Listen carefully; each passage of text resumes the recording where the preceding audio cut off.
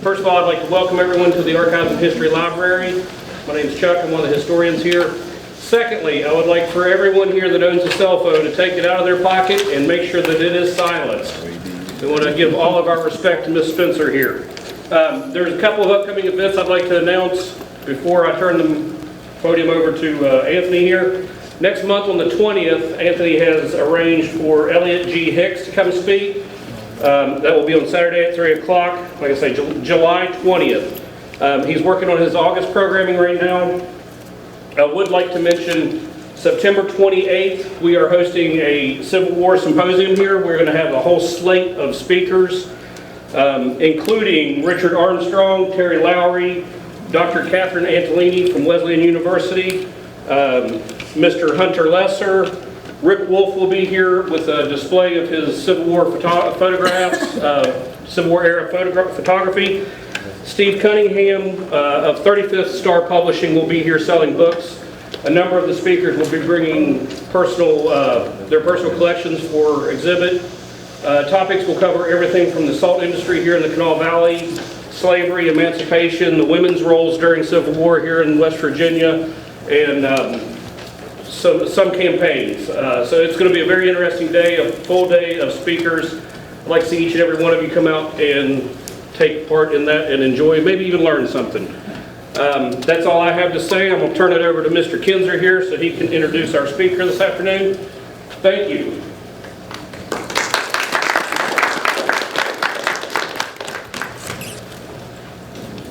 And I will also speak loud, and I hope you guys can hear me, and I want to certainly thank you guys for coming out today, being a part of our special program, the Block Speaker Series, a personal perspective of African American life. And it's been ongoing since 2014, and it's a very learning experience myself. And it causes a lot of feelings to be put forth. And I'm very grateful for our presenters, our audience, and our speakers who have been here since 2014. I want to thank the Cultural History, Archives of History for allowing us to put this program on the last several years, and our several guests, 4 guests each year since 2014. Fantastic, and they have been phenomenal speakers as well. And speaking of phenomenal speakers, you know her very well. I'm getting to know her very well myself. She's very impressive and an outstanding woman. She has a very, very rich history here, and her accomplishments are phenomenal. I'd like for you to continue to support our organization, the West Virginia Center for African American Art and Culture. If you'd like to purchase the book, The Black Past, please do so. Give us a call.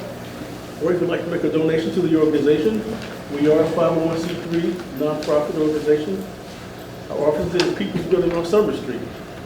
Give us a call, inquire about what our future programs are, our plans for the next 2-3 years. We have some in mind. As Charles has said, our next guest for July 20th next month, Mr. Elliot Hicks, fantastic lawyer in the Valley, and very rich in history himself. But I don't want to continue. What I want to do is introduce our phenomenal guest today, Ms. Betty Spencer.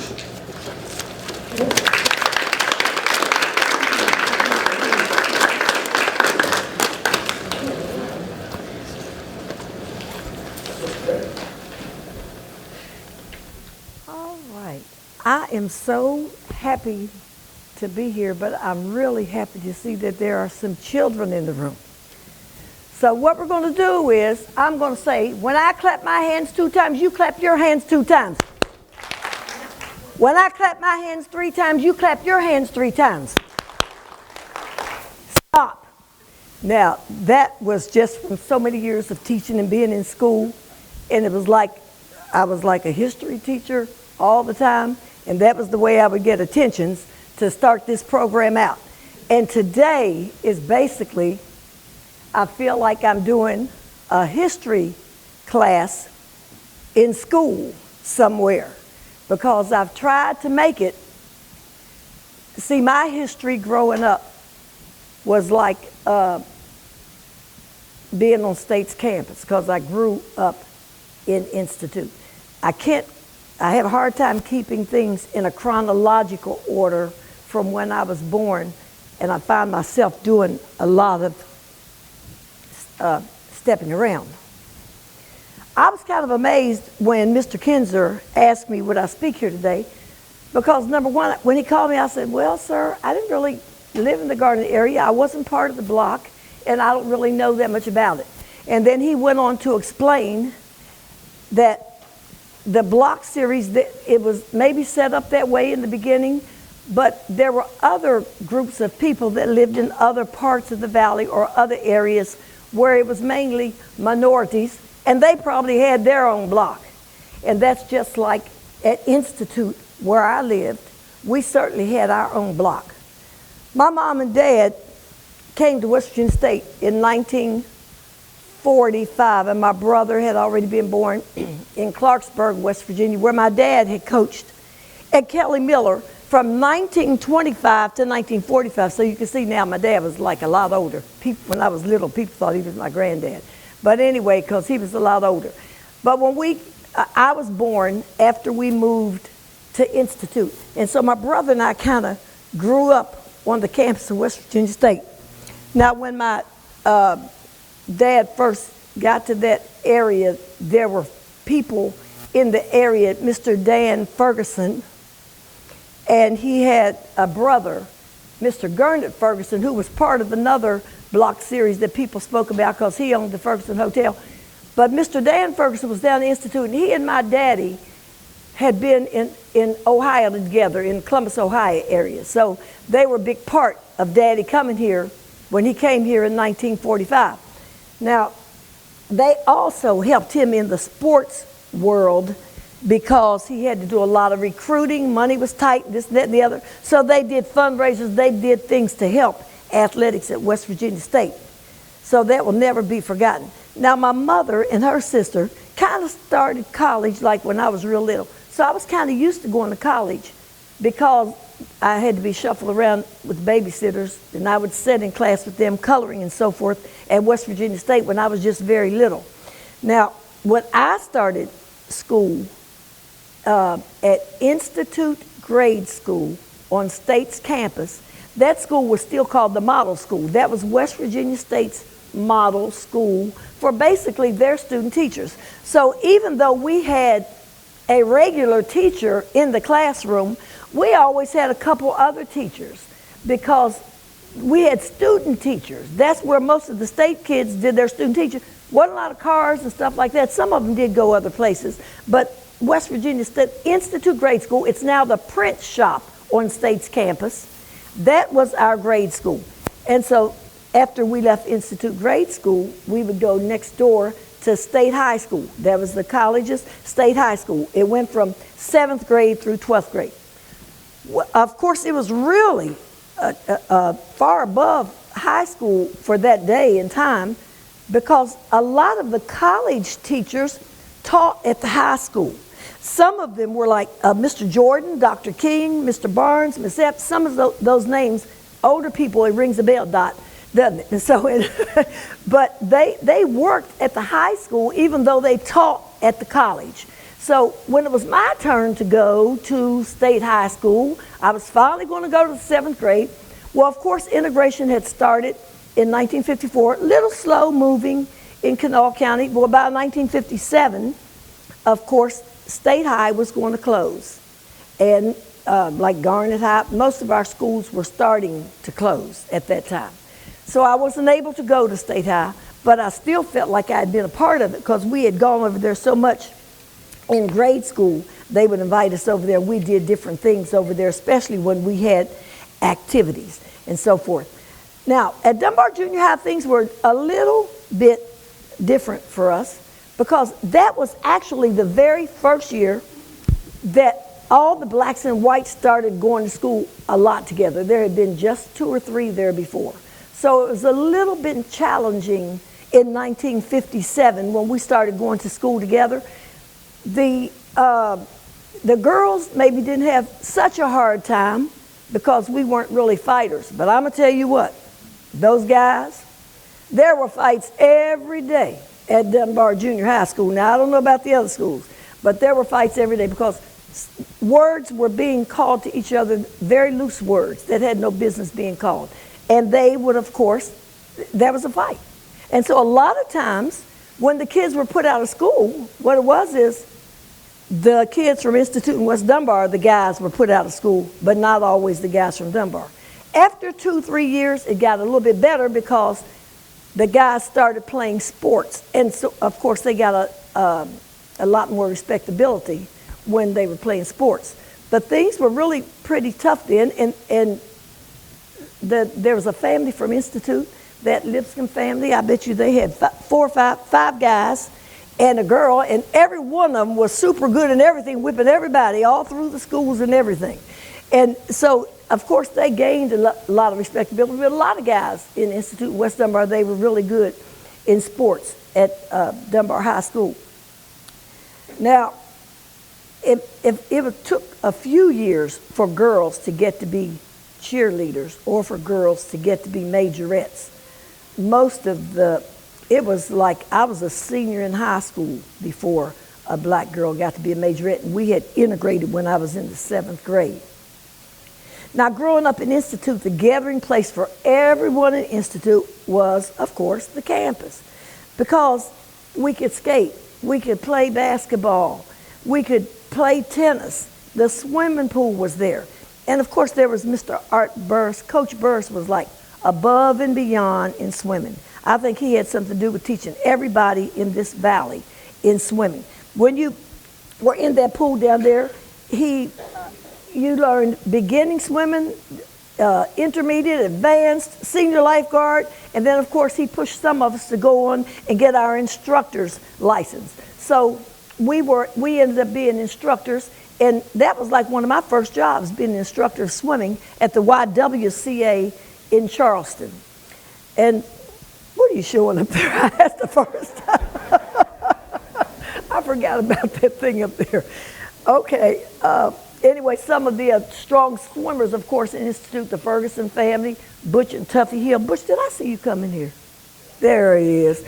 Okay, Butch and Tuffy Hill, my brother Mark, Steamboat Sharp, they were all like our people that taught us because I was a little bit younger then. Then when I got that age, I taught everybody else. All the people under me, all of them will say that they learned swimming at West Virginia State under me. And then there was Charles Clement, Charles Coleman, and of course then we would also go to Cliff Top, that was State's, 4-H land grant, 4-H camp, and where the majority of the blacks would go.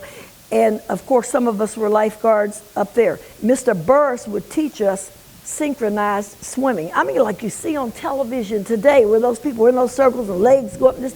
Mr. Burris had us doing everything back in the day. Now, we could also skate, but we could not. We were fortunate that in St. Albans, there was a skating rink down there, and we could go down there on Friday and Saturday night. Mrs. Johnson owned it. I think there's some Johnsons in here now. Where? B, where are you? Where's B?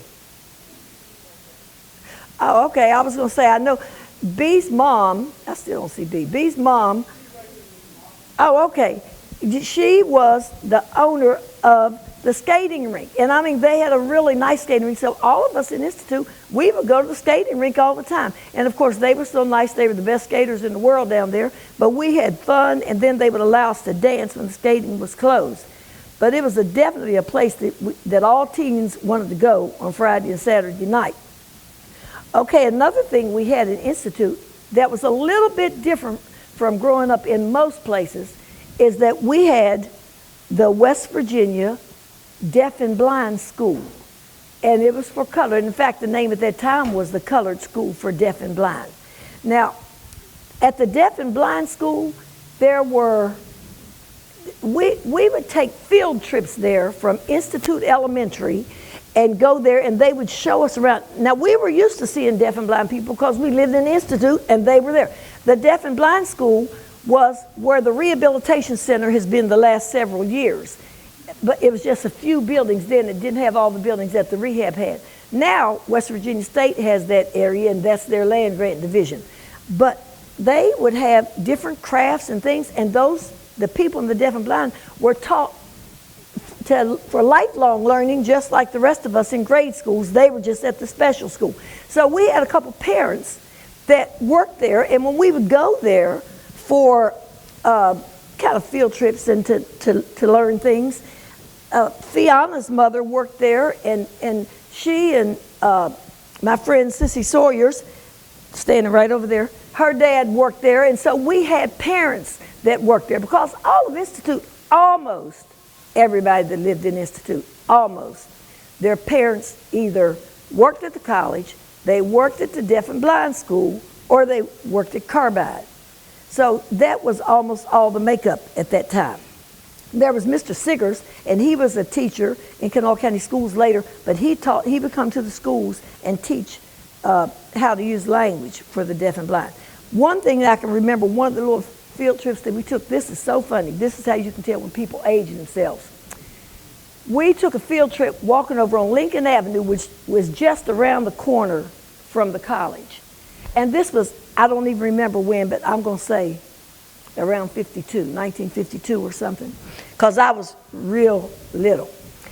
And we went over to Lincoln Avenue, and we had heard in those things called televisions, black and white televisions, but most of us had not seen it. So the 3 or 4 people in the Institute got black and white televisions kind of at the same time. And we walked over to Mr. Richard Parker's house. His daughter is Emily Gail Parker that lives here now, Gail Parker from Institute. Anyway, Gail wasn't even born at the time, but her sister June was.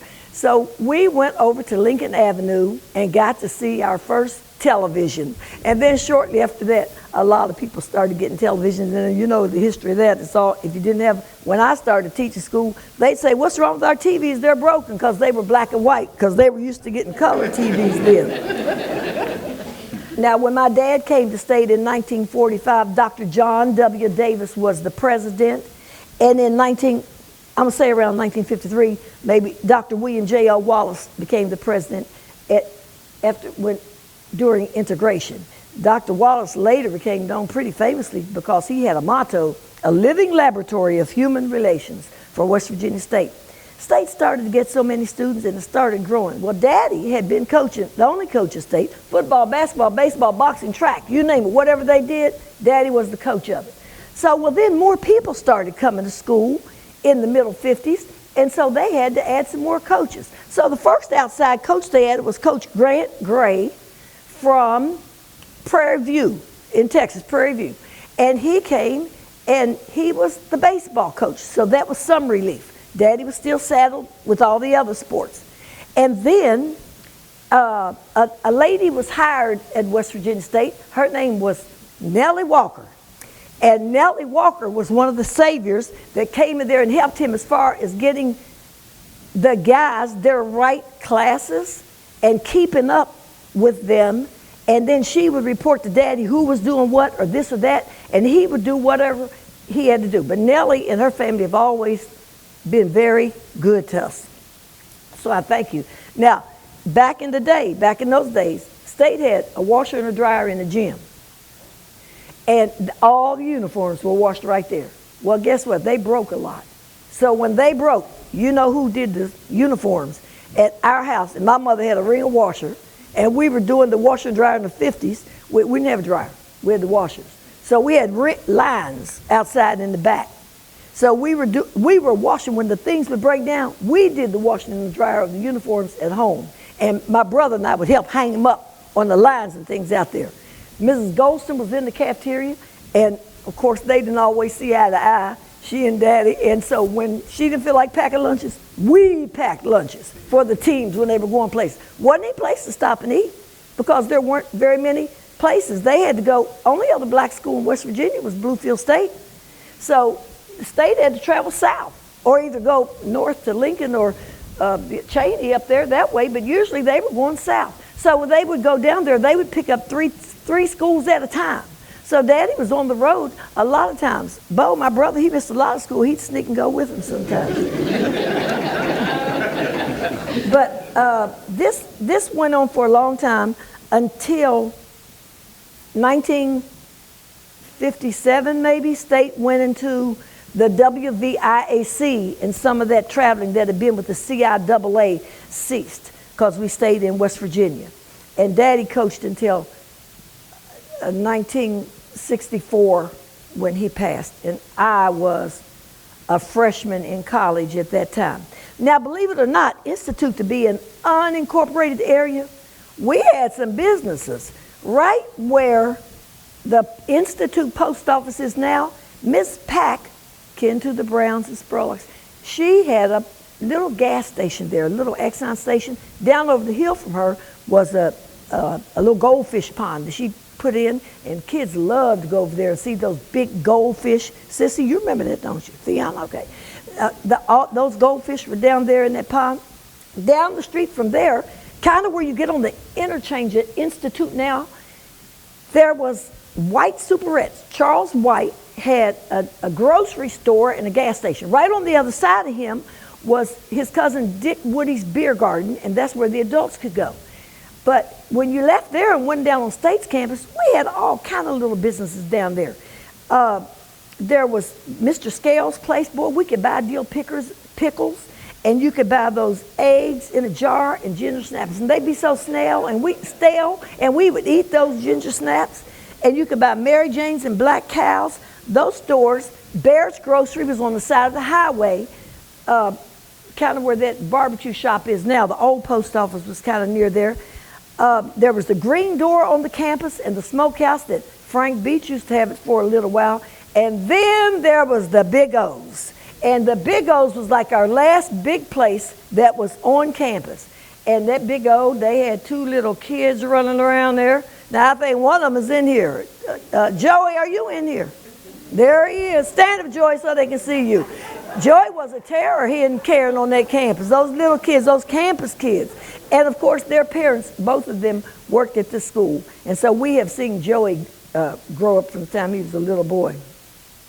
All right, the other thing that was on Barron Drive that was really, a lot of people probably don't even realize that. We had a certified barber training school. Mr. Felix Warren ran that school, and so a lot of the barbers around here at the time were trained right there at Mr. Warren's barber shop on West Virginia State's campus in the Institute. Now, when I was in grade school, we used to play, there was a strip of land, it's across from where our post office is now, and it went down that way towards the plant. There was a long strip of land, and we just said, oh, let's just go play on the airport. You'd ride bicycles, chase each other, whatever, like playing on the airport, skate. Well, we really didn't even realize at the time that that airport strip was State's old airport strip, where Mr. Grider, who was a music professor at West Virginia State, he's just one of the names, that they taught flight at that airport. And State was one of the first things. Then when they closed hours, they moved to Tuskegee, and that's where your Tuskegee Airmen came from. But it all started up here at West Virginia State. Joey, you want to set me straight? Am I wrong about anything? You're exactly right. All right, okay. Because I can mess up. So anybody knows something, tell me, because I'm just thinking this is her story. History, her story. This is me saying these things. So now another thing, when I was little, we had Girl Scout troops and Boy Scout troops in Institute. And one of the things that you did a lot was go hiking. So we would hike all around, and a lot of people don't know this fact right here. But we would hike to different places. That Institute, to be a small place, had so many little black cemeteries. And that sounds so different, but the only place blacks kind of were buried at that time was Spring Hill Cemetery, kind of near the top. And if you didn't have a little black cemetery somewhere else, there was nowhere else to be buried. So in Institute, we had the Brown Cemetery that's up on the hill still, beside the Go-Mart station. There's a road that runs up that hill. We had the Cabell Cemetery down there on the campus estate going towards the football field, down on Barron Drive. We had the Napper Cemetery that's kind of on Central Avenue. When you're going towards the police academy, you go up that hill, there's a little small cemetery up there. That was the Napper Cemetery. Of course, we used to go up there because Ms. Napper was our Girl Scout teacher, so she would have us walk up that way. And then there was the Peters Cemetery that's kind of beside my house on Academy Drive now, and West Virginia State's president, Bird Prillerman, is buried right there in that cemetery. It used to be in the middle of Interstate 64, and then they bought the land from Mr. Peters and moved the graves up where it is now on Academy Drive. And then the other cemetery is when the new cemetery next door, you go up the hill behind the police academy, and that was the Institute Cemetery. So when you go there, that cemetery has most of the older people that were buried in Institute. Because then after integration, that road up there was so bad, a lot of people didn't go up there because the road wasn't fixed for years and years. Carol, I think your mom's up there, isn't she? But anyway, now it's got a nice, beautiful new road. Now we have the 6th Cemetery and Institute, and that's the Veterans Cemetery past the Police Academy. So we have a lot of traffic in Institute now. Well, a lot of things have really changed since integration, and the clientele people have changed. So everybody, the older people are dying out. When they die, other people buy their homes. So it's no longer everybody working at the college or the deaf and blind or Carbide. Everybody works everywhere now because so many houses have been sold. Now, Coach Gray's health did not permit him to keep having the summer camps that he used to have. So all of that stuff is dead now. And so Ouija Sawyers, whose dad worked at the deaf and blind school, he has started giving to West Virginia State to start summer camps back up for the children. Mr. Burris, our human fish that was in swimming, he passed away. Then our pool was gone now. So things have really changed in the area. But this is funny. I can remember in the 1960s, we had our first policeman in the Institute because state started getting security guards. Life was changing. So we finally had policemen in the Institute. And they were actually Kanawha County cops, but they were placed right there in the Institute. Before that, when you had ball games and things and a lot of activities, we had state troopers that would come to state to our football games and so forth like that. Now, our gas stations started closing. In the late 50s, Miss Pack's little Exxon station that had goldfish over the hill, it closed because she died. Right down the street, White Superettes, Charles White and them closed his place. Dick Beer Garden was closed because here comes the interstate. So it knocked all that out. Then they moved on the corner of Barron Drive and the highway, Route 25, and they built a big Exxon station there, Charles White did. So Institute had a big gas station at that time because we had a lot of people coming to the college, so it was probably a good spot. Later, Charles White sold it, and I don't know if the new owners thought it was a good spot or not, but anyway, it stayed there until the college finally got it in the 90s. Now, the park that has the Shawnee swimming pool right now, that used to be, it wasn't in that spot, it was over a little bit where those shelters are now. That was the 4-H pool when I was a child. And of course, we were not allowed to go to the 4-H pool at that time, but we didn't really care because we had Western State's pool inside. We had a better pool anyway. Our pool was inside. We could go rain, snow, whenever you wanted to go. Of course, the 4-H pool, when I got to be in junior high school, probably I was in the 8th grade, and the 4-H pool was integrated. So then we were allowed to start going to the 4-H pool. Now, one of the most famous places in Institute that I think has really put us on the map was Andy's Grill. And that was on the side of the highway. And Andy was really had been in business with his brother, Mr. Johnson, on the campus. And then Andy built his own place in 1956 and opened up Andy's Grill. And we loved it because, I mean, you could get those hot bolognas and hot dogs and around the world, those drinks that have every kind of soda inside the drink. And, I mean, you could get everything there. So as time moved on, people moved out, and the houses changed, and no more college, no more rehab. And the rehab, when the rehab closed, that was really devastating. And we have the new Veterans Cemetery, and now we have the soccer complex. That soccer complex, oh my gosh, it's so crowded down there. If you haven't been to where their area is, where the old golf course was, it's really packed there now, and it's really good. I heard a great big figure, like 10, 15,000 people or something there this weekend. And so back in the 50s, and a lot of people don't know this little part of history right here. Now, Mr. Wilkerson right there, he might know it. But anyway, in the 50s, where that golf course is, it had a grandstand. And the grandstand with the seats all up in there, they would watch car racing. And so we would go there a lot. And on the part where they play golf now, they would have county fairs there. And I mean, there was lots of activity back there where they'd bring in the cows and the horses and all that kind of stuff. And we used to love it because we would sneak in the back end. We never did pay to go in the front. Even the college kids, everybody had a good time sneaking in down the hill and back up the hill to get up there. Now, Mr. Oliver Wilson and Dr. Charles Bird, they had a body shop in Institute. State had its own mechanic shop. And we lived across the street, right where the Go-Mart is now. That's where our house was. The mechanic shop was right beside it, across the street on the rehab road. And my brother would go there all the time. He loved cars, loved auto mechanic stuff. So between that, when I told you that there was a racetrack there, before that racetrack, there was a harness racetrack. Now that's when I was real little. I didn't go over there. My brother then would go over there. There were harness racings around there. Then they turned that into the car racetrack. And then the car racetrack, of course, was torn down. But between those car racing that we would go over there and hear those guys on Saturday night, and that auto mechanic shop across the street from where we lived, my brother loved cars all the time. I find myself racing his cars on the drag strip in Winfield. That's how I happened to do that, because they were his cars. He fixed them up, and I'm the one down there running them. So if I got beat, it's because I didn't drive the car right. So that would be the, but I did win a lot of trophies. I won like 20-some trophies down there at Winfield. And then the next year when they started powder puff derbies, they would not allow me to run with the women in powder puff derbies. But that was fun. But one thing I've not touched on was my attending West Virginia State.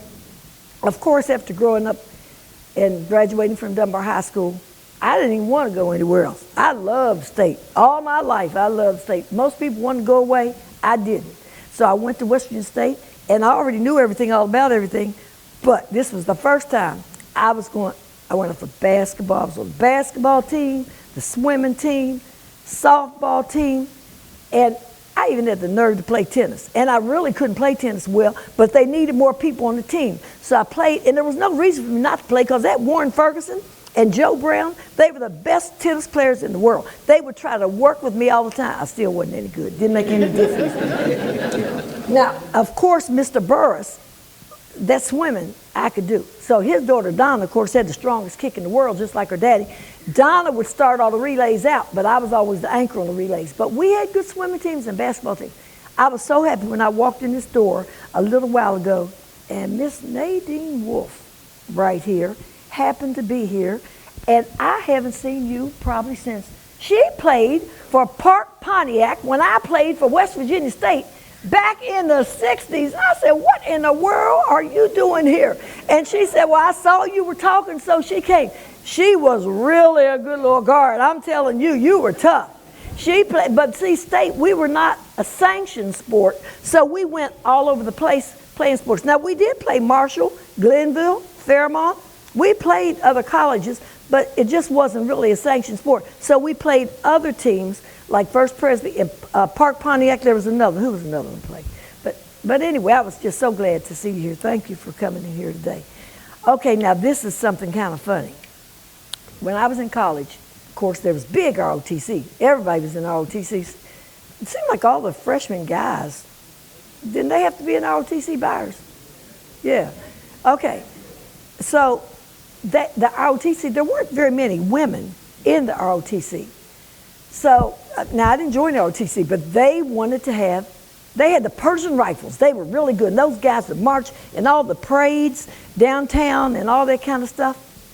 And I joined the Persianettes. We didn't have to be in the Army or anything, but I was a Persianette, and you wore the same kind of uniform the guys wore, except ours had skirts.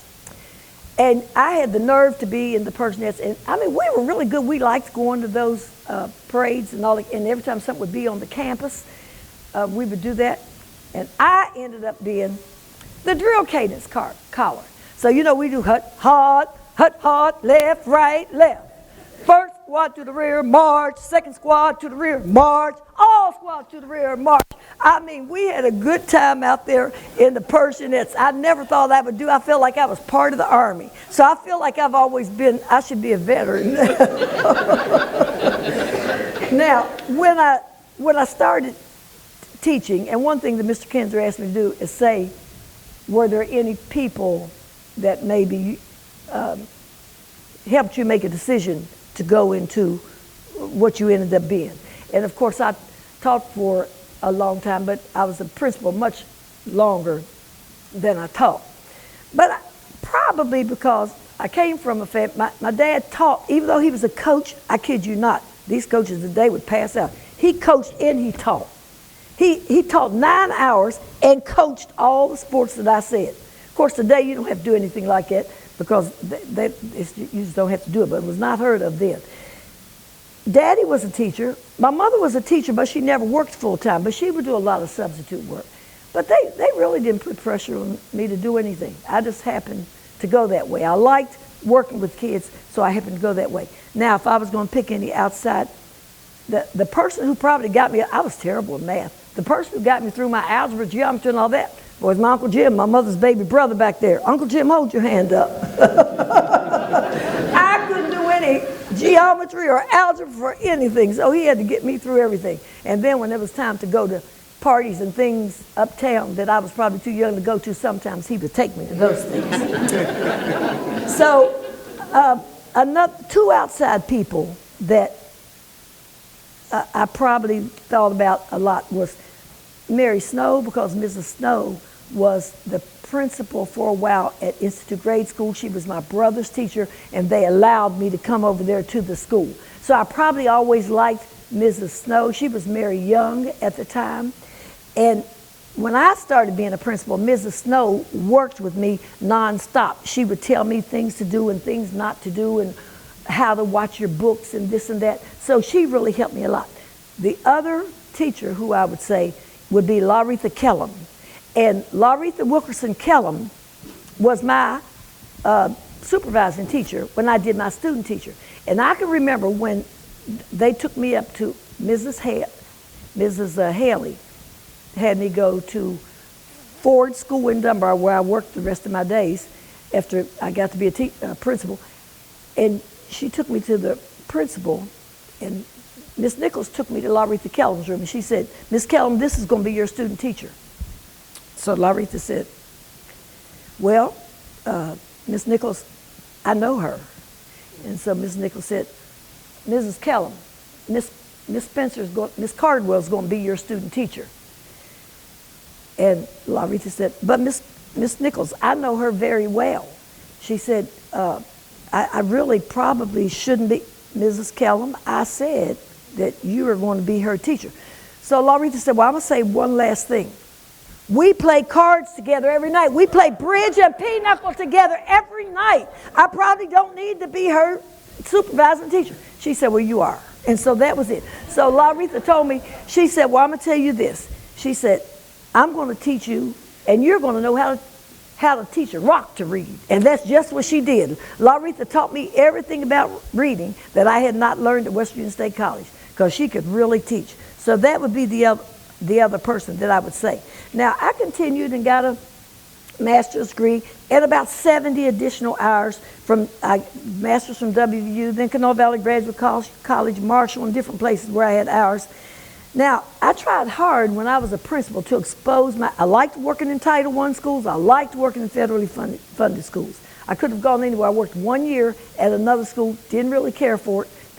So I asked to go to federally funded schools. And I stayed there for most of my time.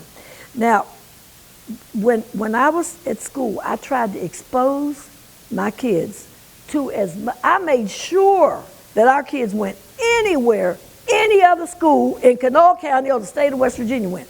We covered lots of territory. Now, that probably wouldn't have been possible if it wasn't for that man sitting back there named Dr. Charles Byers, who I call Relius. Will you stand up, please? Now, Now Charles Byers is just, he's only 4 months younger than me. He's just a little bit younger than me. We just worked in 2 different territories, but all the time I couldn't do everything by myself, and I needed outside help. And Byers had so many jobs at college, I don't know what his job was. I would just call Byers and say what I needed, and I say, Byers, I can't do it if I don't get that. He'd say, don't worry about it. And I mean, there was nothing that we didn't do in that school because Byers made it possible. Now, when Dunbar was going through a consolidation and the 5 small schools were closing in Dunbar, and they were going to build a K-1-2 school and a 3-4-5, Byers was the head of the local school improvement council that presented all of our information to the Board of Education and so forth. He's the reason that they have those 2 successful schools in Dunbar's now, the K-1-2 and 3-4-5. The rest of this county has never had that since then. After I retired from Kanawha County Schools, I worked at a few other positions, and of course, in the W Club was the National W Club on West Virginia State's campus, was the Letterman's Club. When those old people like Doug Smoot, where'd he go? When they were playing ball and they made letters, it was called the W Club.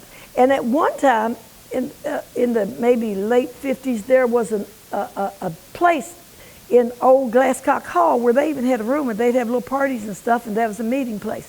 Well, then the W Club kind of dissolved in the 60s and 70s. Well, in 1980, those guys who had played for Daddy, Vince Reed, Vice President of Washington Post, Superintendent of DC Schools, those guys put Herbie Henderson from down, the lawyer, they got together and said, let's bring this W Club back and let's start trying to raise some money for athletics at West Virginia State. Walt Wilkerson was one of the beginning ones in bringing this W Club back.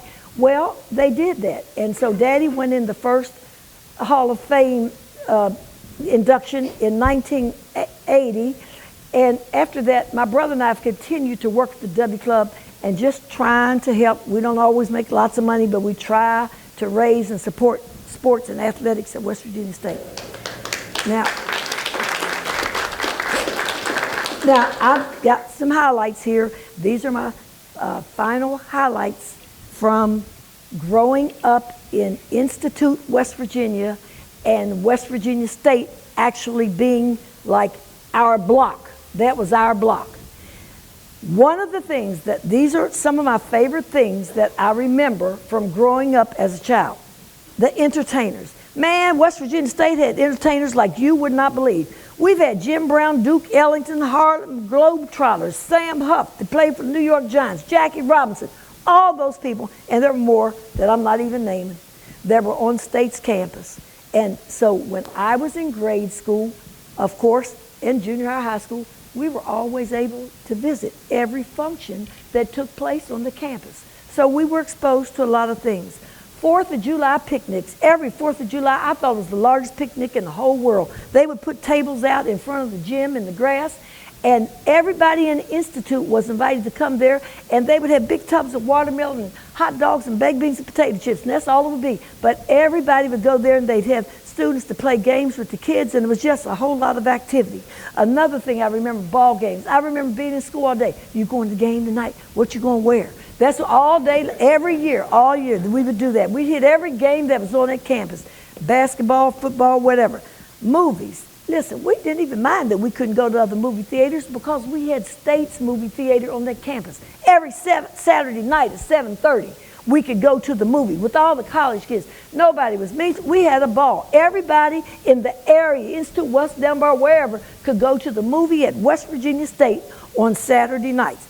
Now, I felt like I was a little bit privileged sometimes because I had a friend that lived in Nitro. Her daddy worked for Monsanto, the plant.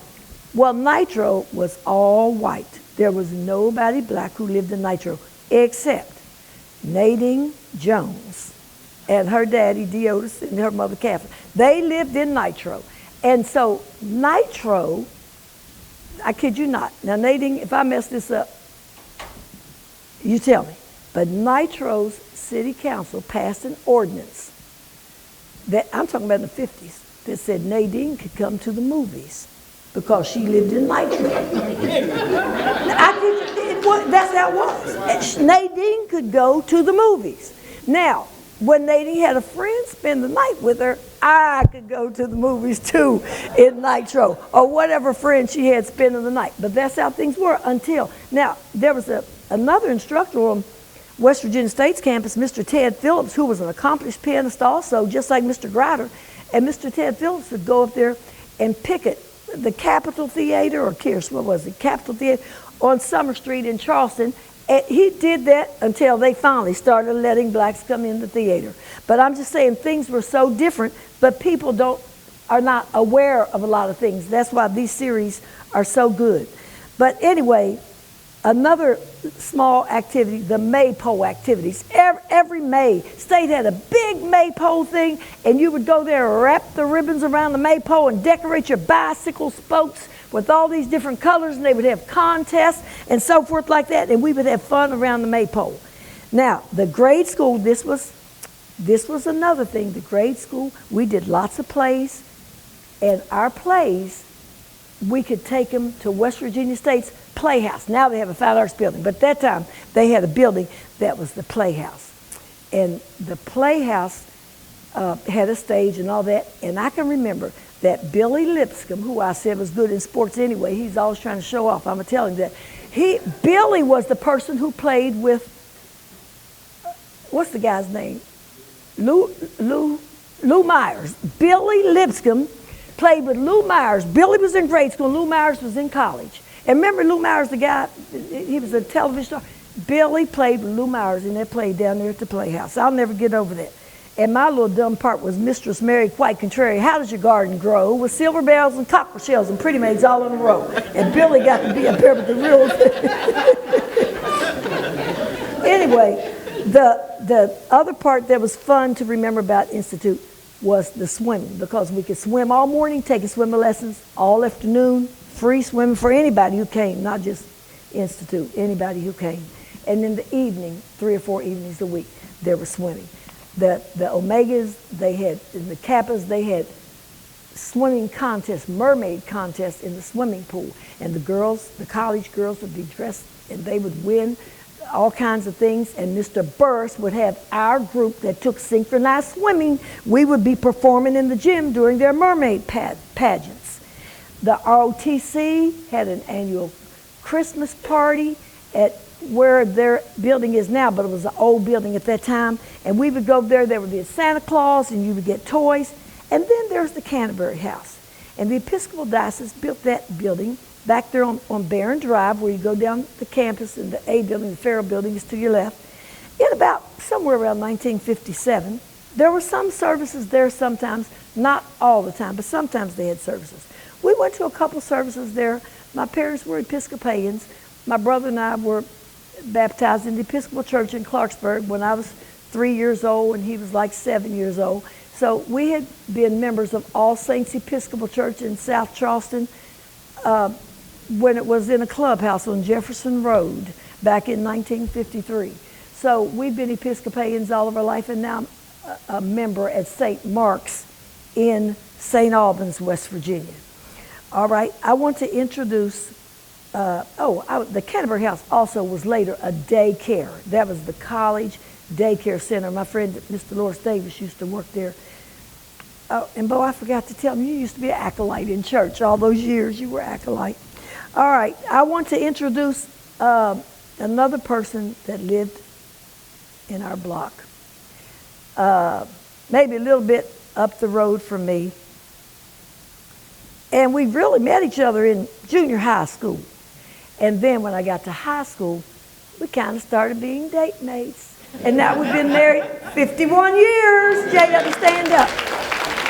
Oh, stand up. All right, we had 2 daughters. My baby girl, Stacy Marie.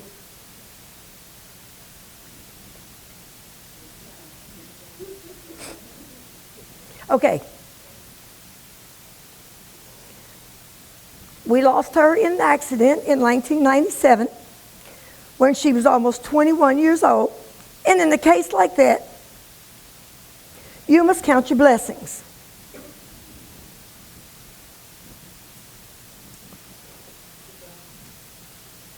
And now my oldest daughter, Leah J. Spencer Ford,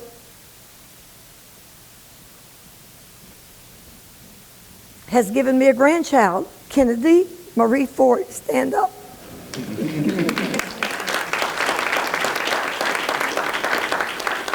And this child is just like Stacy used to be. She's just like my Tot, my little one. She is just like her, reminds me of her so much. She's now 9 years old, and we continue to count our blessings. All right, I want to thank all of you. This has been a wonderful series that Mr. Anthony Kinzer, that you do with the Block series. I want to acknowledge all my friends who have come out here today in organizations and the W Club, Phi Delta Kappa, the Links, the Deltas. I just thank everybody for everything. And I just thank Mr. Kinzer for all your work in the Cultural Center, for sharing information from people to keep our heritage alive, and just making people aware of different cultures and how things used to be. I would like to close with, life is not measured by the numbers of breaths we take, but by the moments that take our breath away. Thank you much.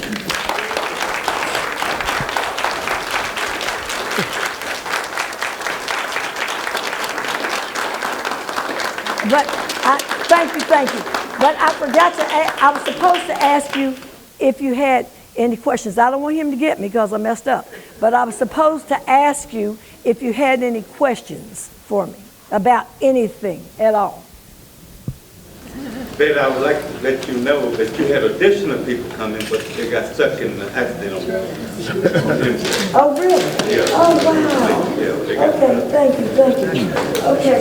Did anyone have any questions at all? I don't have any questions. Yes, but ma'am. I would like to say the type person that you are, an example of the type person that you are. She has mentored, you all know him as Scrapper. His name's Todd Chester, since he was in first grade. She's kind of like Lauretha taught her, but she has followed him and mentored him all through grade school, high school, college, and everything now. She has mentored him and taught him. He has his PhD in business leadership. Very good. Very good. I'm so proud of him and Merle Irving. There's several of them. And Byers, that goes back to our Ford School. And you have two successful sons from Ford School. We love you. All right, does anybody else? Miss Howard, you don't have any questions? I don't know if you heard, but I told you about your mom having that skate rink that we love. Brenda, you're the best skater in the ring. Anybody else have any? Yes, ma'am. She got a question. My sister B and Jerry are for you. Oh, okay. Ask B, does she have? Miss B, you have a question? I don't have a I have a question. Once you do me skate when they opened up the reading center, Was I there? Yes. Uh-huh. my father was a teacher. Oh, really? Your father was a teacher there? Okay. All right. I kind of remember that. Yes. Yes, ma'am. I have a question. So you said that you were driving cars down to the fairgrounds and institute, and under one league, and you tried to transition to another league called the Powder Puffs or something. Oh. What? Powder Puff I was can the winner. imagine what the reason might be, but can you elaborate on why you weren't allowed to participate in that new league? And Well, because what I happened? had been racing with the men, and so since I'd been racing with men and won several trophies, I mean, when I ran back there, it was Tiny Parsons that owned all these Chevrolet places around here. I was whipping Tiny Parsons, Danny Jones, there were a whole lot of them down there but at that time. But I'm just saying, so when the women started racing, I really didn't see anything wrong with it. They wouldn't allow me to race with the women because I may have probably won. I don't know. Excuse me, when you were racing, did I not buy a Jet magazine and you were in that magazine? Yes, it was. I was in the Jet magazine. I thought, Rodney, did you have a picture of it up here? Yeah. Yes. Oh, okay. I didn't. Oh, I missed it. I'm sorry. Okay. Yeah. Yes. All right. No. Yes, ma'am. I just want to say that I'm so blessed to have met the Cardwell family when I came to stay. Should I'm you 82 say? now, And I worked with her father and her family until her mother and dad died. And I'm blessed to have them to call me every day and check on me. And I love the Cardwells and Spencers and all. Thank you, thank you. Did I see another hand? No more hands, but yes, ma'am. I just want to say something. I just want to thank you for just inspiring our children at Ford Elementary. There would never be another Ford Elementary, but my question to you, how can we get that back? How can we get another, I mean, the teachers are dedicated then, and, you know, you was just right on it. I mean, what can you give us something so we can... You know, there probably weren't so many laws and things. There probably weren't so many laws and things. There are just so many laws and things now. People are hesitant to do the things that we did at that time. They don't want to take a chance. It still is done sometimes in places. I still know schools that do what we did, but they're just very hesitant. You know, it's just the way the world is. It's just a different place. Yes. I'd like to say something. Yes. Miss Spencer is my aunt, that's my father's sister. And, you know, she was talking about teaching kids how to read. I can remember I was in the first grade, and she was at our house, and I was reading something, and she looked at my mom, she said, "Phil, this boy can't read." And I couldn't really. I didn't know that I could. I thought I could, but I couldn't read. So she said, "He's coming to Shawnee." That's when she. How long had you been teaching in Shawnee? Maybe 4 years. Yes. Well, she had a split classroom, first and second grade. There was about 6 of us in the first grade.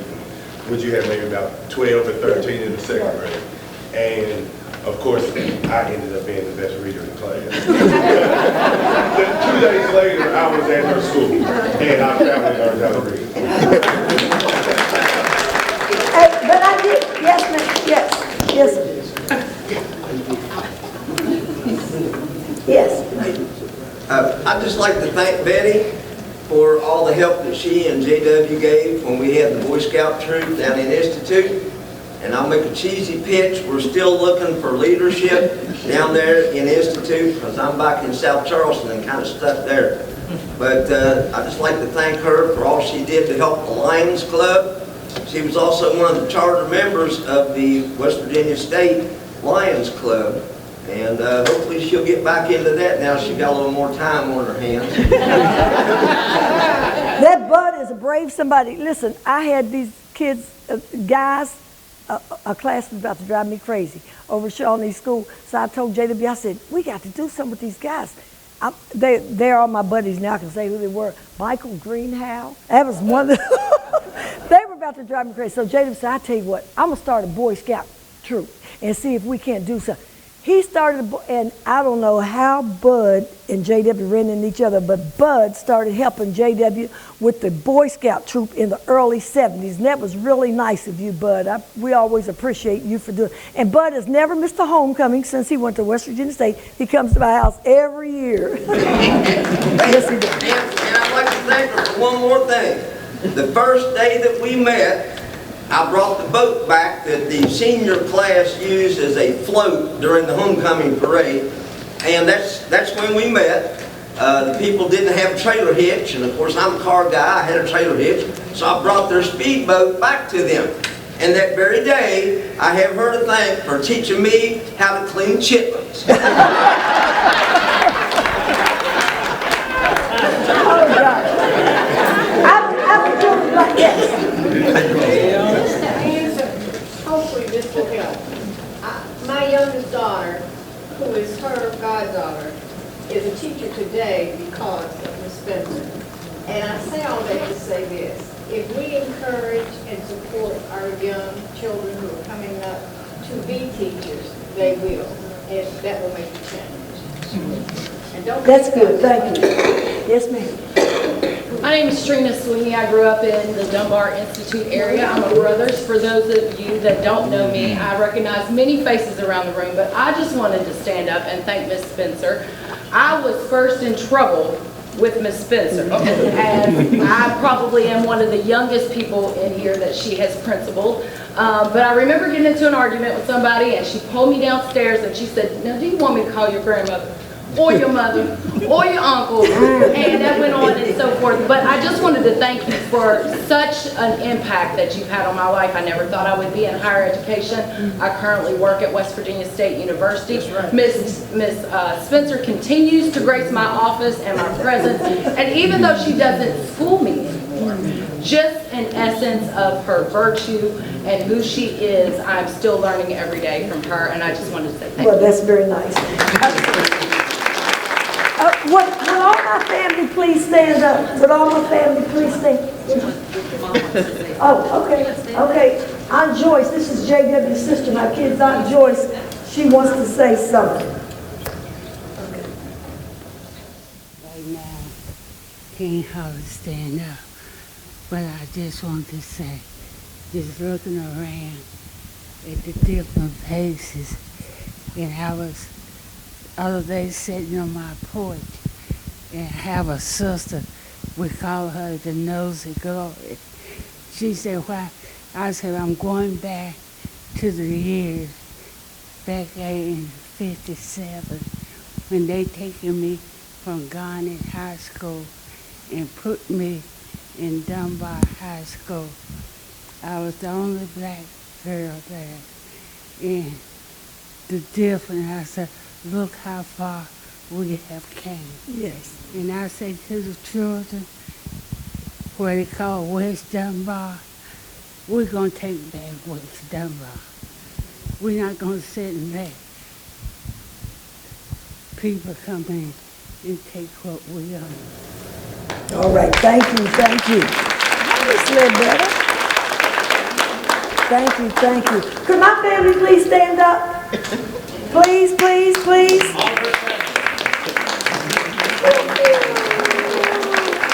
Thank you, thank you, thank you. All right, I think that's it.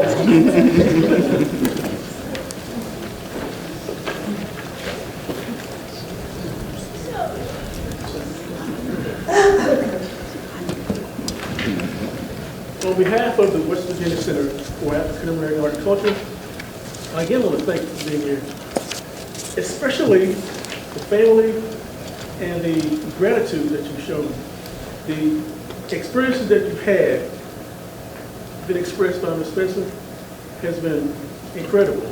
And that's the experiences that I want to put across to a younger generation, that there's always somebody in your neighborhood, in your community, who thinks of you and can help you get to the next level. They say, come here, I want to talk to you a minute. Or they say, I know your parents, and they wouldn't want you to do that. So let me tell you what to do. And if they whoop your butt at that time, you go home and get whooping again. That's what makes individuals grow and become more productive. They need those learning experiences and those leaders who can teach them to go to the next level. Ms. Spencer has done that. She's expressed that in so many ways. And I want to thank our sponsors. A couple of our sponsors are here today. Personally, I want to thank the YWCA, Ms. Deidre Switzer is here. And that was my first job at the YWCA. That was my first job at the YWCA. The West Virginia State Cultural Activities Department, Trina Sweeney.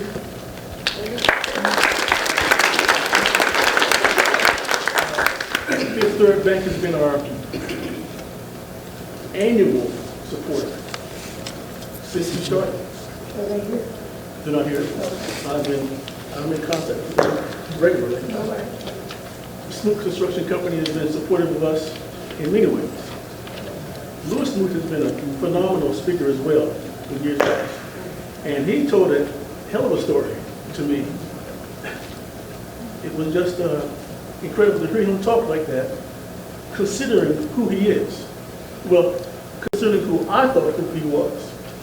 But the impression that you get from someone who carries a lot of weight, not only financially, but his credibility was phenomenal. And you get this impression of someone of that caliber, and when you meet them personally, it's nothing like that. He's very personal, he's very down to earth, and he's an incredible man, and I really appreciate who he is and his support for our organization. So I want to take time out to thank the governor's office for his support in this Block Speaker Series program over a number of years. Through his office, we have put together a certificate of appreciation for our various speakers. Monty Boykin, would you come and help me with this, please?